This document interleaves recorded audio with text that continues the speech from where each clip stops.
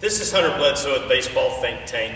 I'm going to be talking about soft toss today, front toss to hitters, and how we can use that to help players' timing at the plate. One thing that you've heard me say often is that the most important part of the swing happens before the swing. Rhythm, timing, vision, approach, all of these factors are what affects or influences mechanics. And so we have to be right in our timing, our approach, what we're seeing, in order for the proper mechanics that we're trying to build in a swing to ever come out. This is why you see in a pregame BP, a hitter, you heard the term 5 o'clock hitter. You see this guy who's great in batting practice, and then he gets in a game and he can't have the same success. Why is that?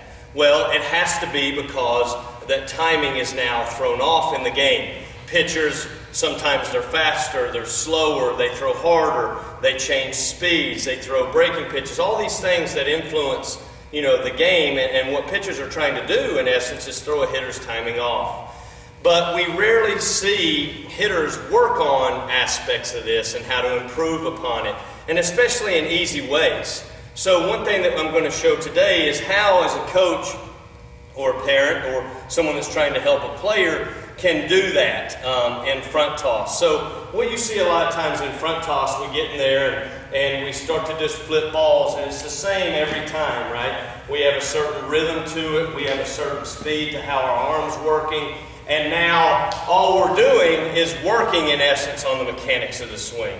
Because a hitter knows exactly what you're doing from a timing perspective, and so he times that up. And so when you're working that way in front toss, that should be working as building the swing.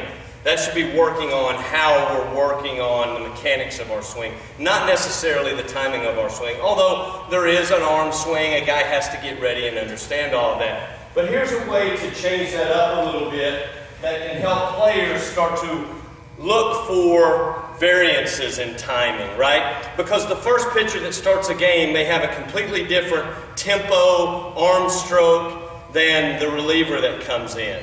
And so a hitter within the game, right, has to be able to make those subtle adjustments so that he continually square up pitches. So one thing that I like to do with hitters is vary the arm speed and then talk to them about what they're trying to do based off of what they're seeing. Right? So it's hard, right? If I throw one at this tempo, and then the next one I go, now the hitter starts to see immediately that starts to affect his contact and timing points.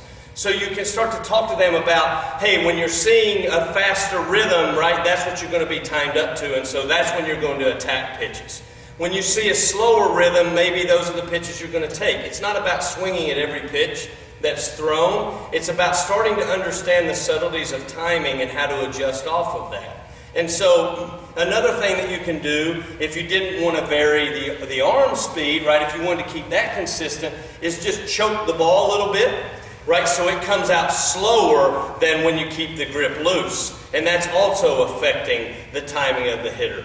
The one thing that from a hitter's perspective you want to always make sure you're talking to them about is not waiting to see what the arm speed is, but anticipating what the arm speed is going to be and then hitting off of what they're seeing and then adjusting either if they see the ball up and the timing is not quite so different than the one before it's swinging, or saying, okay, you're going to take the pitches when your timing is off, so they start to understand that. And make those subtle adjustments. And I think what you're going to find is hitters are going to translate into games much better, and their success rate in games is going to be higher as they start to learn the importance of timing and how to set up their approach and timing based off of what they're seeing and therefore what they're looking for, whether that be fastball, breaking ball, changeup, etc.